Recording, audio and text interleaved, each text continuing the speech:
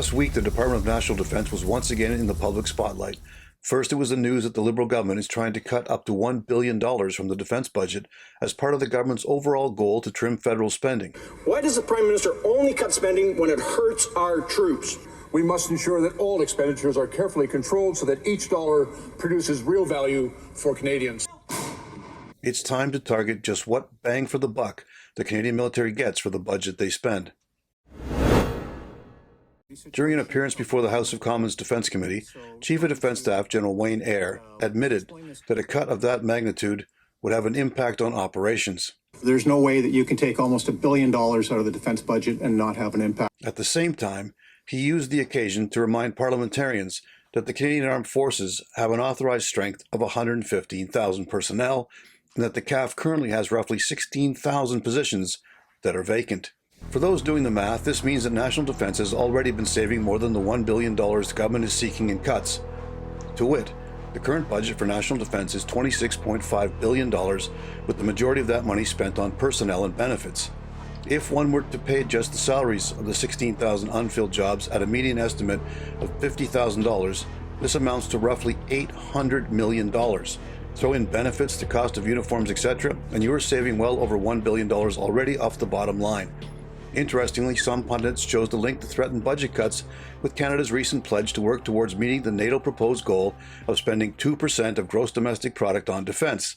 Not only are you a laggard within your NATO alliance, but you're actually seeing that there are very few places to further cut.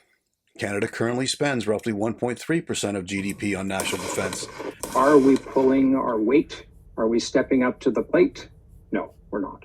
Rather than simply parroting the 2% of GDP message like many other defense analysts, I have long argued that a nation's defense commitment be measured as a tangible combat capability based on a percentage of population and regional circumstances.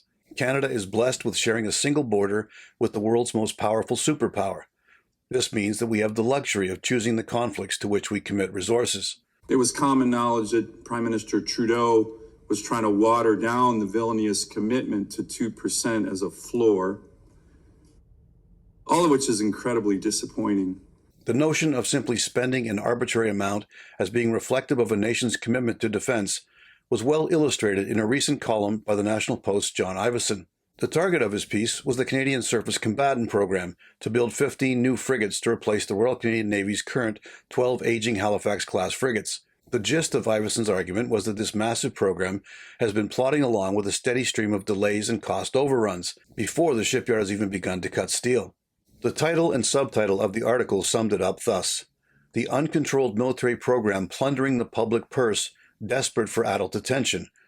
Canada's defense spending is an embarrassment, yet the massively expensive Canadian Surface Combatant Program appears to have next to no cost controls."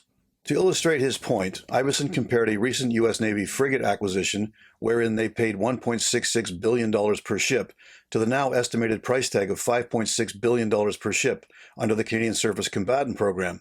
Once again, we need to be clear that since no construction has started yet, that price tag is expected to climb even higher. Which brings us to the question of why those analysts pushing the 2% of GDP message aren't highlighting the problems with the CSC program. For just the CSC project on its own, Canadian taxpayers are forking out 300% more than the U.S. Navy to acquire the same level of combat capability. Spending ridiculous amounts of money in cost overruns for long-delayed equipment purchases is certainly not what NATO had in mind with their target goal of 2% of GDP.